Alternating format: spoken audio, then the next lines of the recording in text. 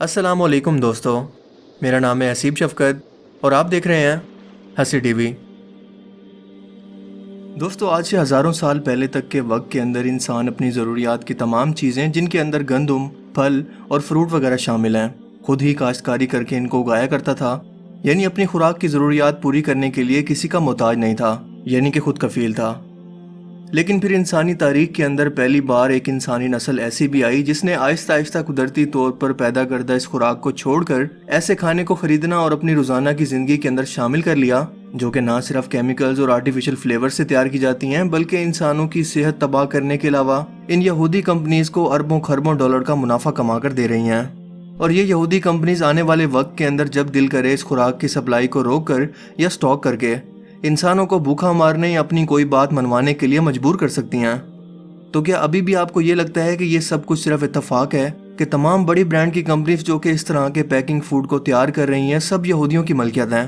اور یہ یہودی اپنے مسیح دجال کی آمد کے لیے یہ سب کچھ نہیں کر رہے؟ یعنی کہ آہستہ آہستہ ہمیں پیکنگ فوڈ یا آرٹیفیشلی طور پر تیار کردہ کھانوں کا عادی بنا کر خوراک کا یہ تمام کنٹرول اپنے مسیح دجال کو سونپ دیں گے، جو جسے چاہے اپنی بات منوانے کے لیے یا اپنے آپ کو خدا منوانے کے لیے ایک شخص کو اور اس کے گھر والوں کو بھوکا مارنے کی دھمکی دے کر اسے مجبور کر سکتا ہے۔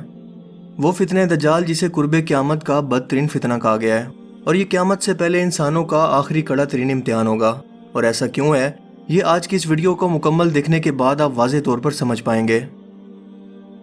دوستو، کیا آپ جانتے ہیں کہ ہم ماڈرن بننے کے چکر کے اندر خود دجال کے اور ان کے پیروکاروں کا خوراک پر قبضہ خود کروا رہے ہیں؟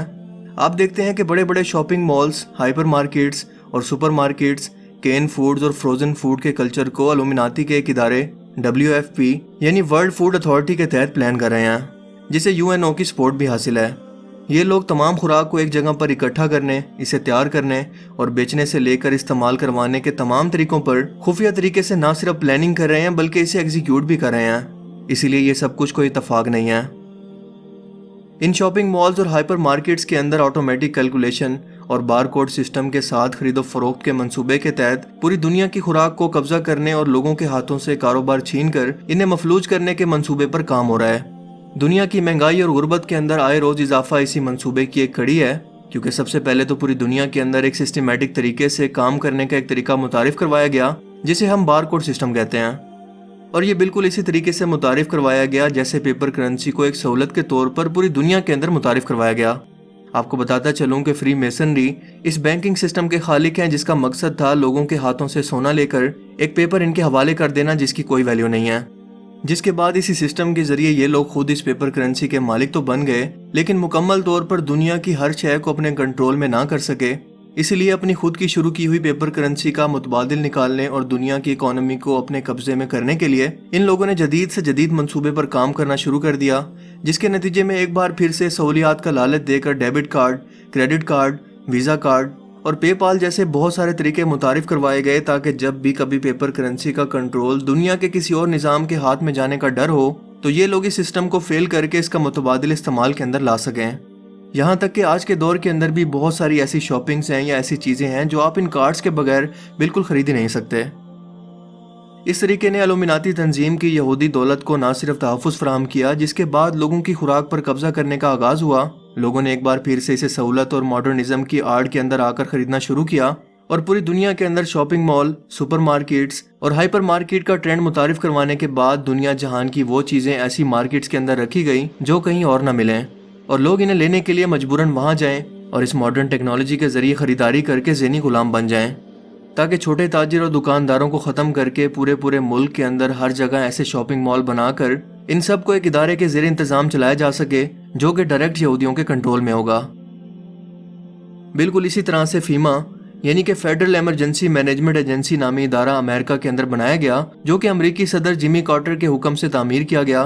جسے مارشل لا، جنگ یا ہنگامی صورتحال کے اندر نمٹنے کے لیے بنایا گیا، اور یہ ادارہ اپنی خود کی ایک فوج بھی رکھتا ہے اور ہتھیاروں اور جنگی آلات سے لیس بھی ہے، اور ضروریات زندگی پہنچانے والے ادارے کا اس سب سے بھلا کیا تعلق ہے؟ تو میں آپ کو بتاتا ہوں کہ تعلق یہ ہے کہ جو بھی شخص اس کی اصلیت جان کر اس سسٹم کی مخالفت کرے، یہ فورس اسے گرفتار کر کے اس پر تشدد کرے یا اسے ٹارچر کرے یا پھر راستے سے ہٹا دے۔ اور اب ڈیجیٹل کرنسی متعارف کروائی جا رہی ہے جو کہ آہستہ آہستہ آپ کی دولت پر آپ کا ایک کلک پر کنٹرول چھین کر آپ کو روڈ پر لا سکتی ہے۔ یعنی کہ اگر آپ اس سسٹم کی مخالفت کریں گے تو آپ کی جو بھی آن لائن دولت پڑی ہے صرف ایک کلک پر آپ سے چھین لی جائے گی، اور یہ مستقبل کے اندر ہونے والا ہے۔ لوگوں کو ڈیجیٹل کرنسی کے بارے میں جو تفصیلات بتائی جاتی ہیں وہ انتہائی فائدے کے ساتھ بتائی جاتی ہیں، لیکن دوستو اس کی حقیقت اتنی خطرناک ہے کہ آپ شوق رہ جائیں گے۔ جو کہ ہالی ووڈ فلم انڈسٹری کے ایک ڈائریکٹر ڈیوڈ کرولن نے بھی اپنی ایک فلم دی گرے اسٹیٹ کے اندر دکھانے کی کوشش کی تو اس کو اس کی فیملی سمیت اسی کے گھر کے اندر قتل کر دیا گیا، لیکن اس فلم کا ٹریلر آج بھی یوٹیوب پر موجود ہے جسے آپ دیکھ سکتے ہیں۔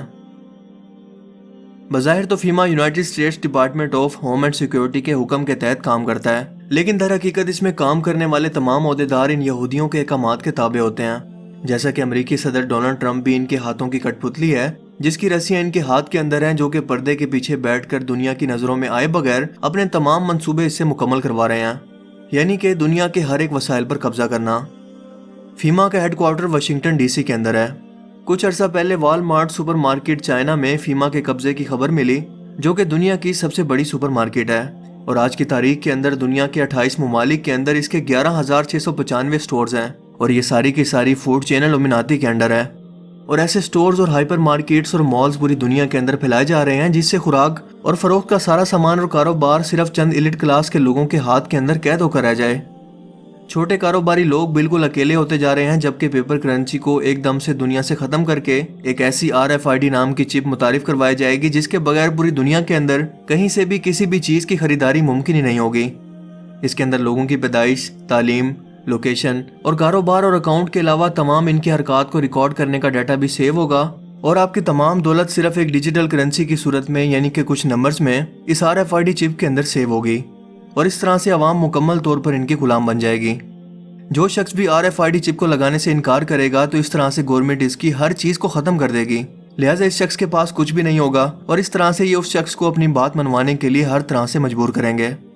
کیونکہ اس چپ کے اندر آپ کے تمام شناختی کارڈ اور پاسپورٹ سمیت تمام سرکاری ڈاکومنٹس ختم کر دیے جائیں گے، نہ ہی آپ کے پاس پیدائشی سرٹیفکیٹ ہوگا، نہ ہی آپ کا کوئی بینک اکاؤنٹ ہوگا، اور نہ ہی کوئی کاروبار، کیونکہ ان تمام چیزوں پر حکومت اپنا قبضہ جما کر آپ کو بالکل تنہا یا لاوارث کر دے گی۔ آپ کے پاس اس چپ کے بغیر کچھ بھی نہیں ہوگا، جیسے آپ اس دنیا میں ہے ہی نہیں، آپ اس ملک کے شہری بھی نہیں ہوں گے، اور دوسری طرف پوری دنیا کے ممالک کے اندر ان کی آرمی کو کنٹرول کرنے کے لیے الومناتی ممبرز داخل کیے جا رہے ہیں، اور نیٹو فورسز کے ذریعے بھی ان ممالک کی افواج کو کنٹرول کرنے کا منصوبہ بنایا گیا ہے، تاکہ جس کسی ملک کے عوام ان کی بنائی گئی پالیسی پر عمل نہ کریں، انہیں فوراً آرمی اور ایجنسیوں کے ذریعے یا تو مروا دیا جائے، اور اگر کبھی عوام کی بہت بڑی تعداد ان کی پالیسیوں کے خلاف بغاوت کرے تو اس ملک کے اندر مارشل لا لگوا کر اسے تباہ کر دیا جائے، جیسا کہ ترکی کے اندر مارشل لا لگوانے کی کوشش کی گئی، اور ایسے ہی کسی مارشل لا کی صورت کے اندر خوراک صرف انہی شاپنگ مالز اور ہائپر یا سپر مارکیٹس کے اندر دستیاب ہوگی جو کہ الومناتی کے کنٹرول میں ہوں گے۔ اس کے علاوہ یہ خوراک ان لوگوں کو بھی دی جائے گی جو کہ اپنے جسم کے اندر اس RFID چپ کو لگوائیں گے۔ یہ ایک ایسی چپ ہے جو کہ چاول کے دانے کے برابر سائز رکھتی ہے اور جسم کے درجہ حرارت پر چارج بھی ہوتی ہے، یعنی کہ کام کرتی ہے۔ یہ انسان کی تمام تر نقل و حرکت کو کنٹرول کرنے، اس کا تمام تر ڈیٹا محفوظ کرنے، خریداری کرنے، یہاں تک کہ انسانی دماغ کو کنٹرول کرنے کے لیے بھی استعمال کی جا سکتی ہے، کیونکہ ہمارے دماغ کے اندر جو سگنلز ہوتے ہیں وہ الیکٹریکل پلسز ہوتی ہیں، جن کو اگر کسی طرح سے انٹرپٹ کرنا یا ریڈ کرنا ممکن ہو تو انسانوں کے دماغ پر کنٹرول کرنا بھی ممکن ہے، اور یہی سگنل RFID چپ بھی پیدا کر سکتی ہے۔ اس چپ کے اندر فنکشنز اور پروگرامز کو انسٹال اور تبدیل بھی کیا جا سکے گا، یعنی کہ آپ سوتے جاگتے، کھاتے پیتے، بھاگنے اور چھپنے کی کوشش کرتے وقت ہر وقت ان کے کنٹرول کے اندر ہوں گے یا ان کی نظروں کے سامنے ہوں گے، اور اسی کو کہتے ہیں دجال کا مکمل کنٹرول، انسانوں پر بھی، یہاں تک کہ انسانوں کی ہر چیز پر، اور ہاں خوراک پر بھی اور آپ کی سوچ پر بھی۔ اب آپ کو سمجھ آیا کہ اسے قیامت سے پہلے کا سب سے بدترین فتنہ کیوں کہا گیا ہے؟ دجال کا فتنہ حضرت آدم علیہ السلام سے لے کر قیامت تک کا سب سے بڑا فتنہ ہے، اور فتنہ وہ ہوتا ہے جو کہ انسانوں کی سمجھ کے اندر نہ آئے کہ کیا صحیح ہے اور کیا غلط، جو آپ کو اتنا کنفیوز کر دے کہ آپ اس فتنے کو ہی صحیح مان کر اس کا شکار ہو جائیں، حالانکہ آپ اس کی مخالفت کرتے ہوں اور اس کے بارے میں اویئر بھی ہوں۔ جیسا کہ آج کل لوگ ٹیکنالوجی اور ماڈرن لائف اور سہولیات کے لالچ میں آ کر اس کا شکار ہوتے چلے جا رہے ہیں، اور ان خفیہ طاقتوں کی ہر پالیسی کیوں کامیاب ہوتی جا رہی ہے، اگر اس کا ڈیمو دیکھنا ہے تو آج کی ہماری یوتھ کو سوشل میڈیا پر دیکھ لیں، جو ان فتنوں کے بارے میں آگاہی اور شعور پھیلانے کی بجائے دن رات سوشل میڈیا پر ناچ ناچ کر اپنے دن اور رات گزار رہے ہیں۔ اللہ پاک ہم سب کو اس فتنے سے بچائے اور ہمیں شعور اور سمجھ عطا فرمائے، آمین۔